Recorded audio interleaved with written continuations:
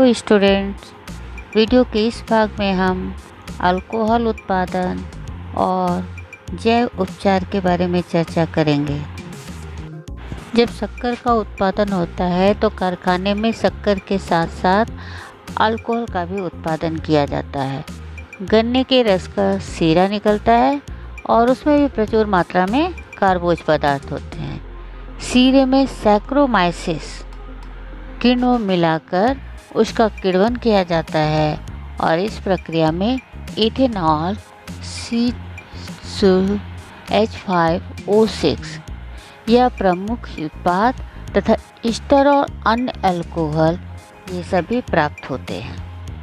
Ethanol से spirit, मद्यार्क और अन्य रसायन भी तैयार किए जाते हैं। इसी प्रकार इथेनॉल धूम्र विरोहित उच्चतम दर्जे का ईंधन भी है। इथेनॉल के औद्योगिक उत्पादन के लिए गन्ने के सीरे की तरह मक्का, जौ जैसे अन्य धानों का भी उपयोग किया जाता है।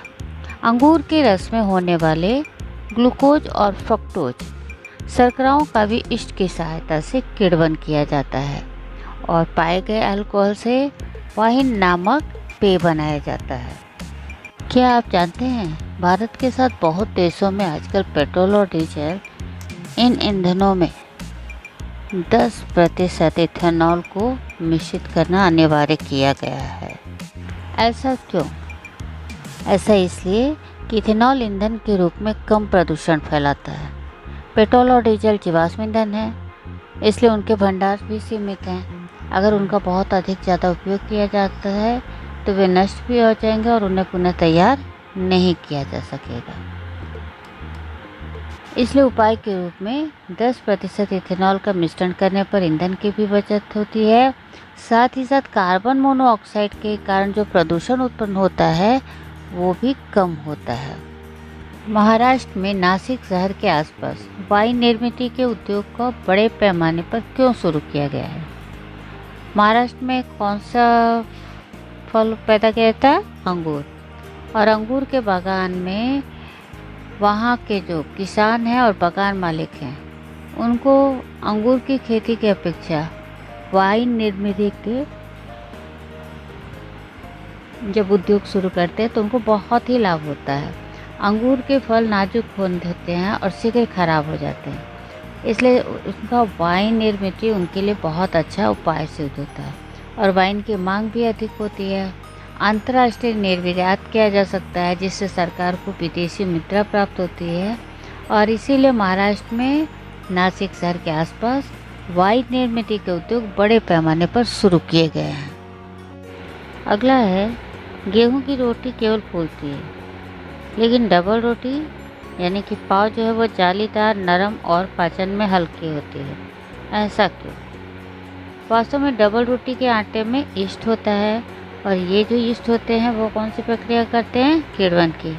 तो ये किण्वन की क्रिया करके डबल रोटी के आटे में कार्बन डाइऑक्साइड का निर्माण करते हैं।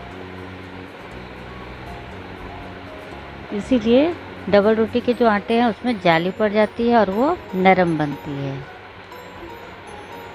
और उसमें यीस्ट के कारण उस आटे में जो उपयोगी घटक हैं वो भी निर्मित होते हैं।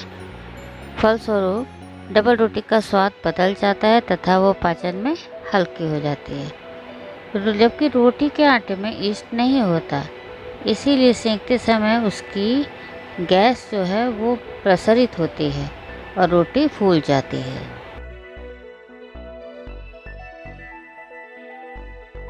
पाम तेल की निर्मित में तैयार होने वाले विषैले पदार्थ अथवा अन्य कुछ औद्योगिक प्रक्रियाओं में मुक्त होने वाली भारी धातु लवण अवशोषित करने के लिए यारोबिया लाइपोलिटिका इस किण्व का उपयोग करते हैं। उसी प्रकार सैक्रोमाइसिस सेरेविसी यह किण्व आर्सेनिक नामक प्रदूषक अवशोषित करता है। इसी प्रकार से एल्कानी बोरॉक्स जीवाणु का उपयोग करके समुद्र तेल के रिसाव की सफाई की जाती है। तो इस प्रकार से हमने देखा कि किण्व का उपयोग कहाँ कहाँ होता है।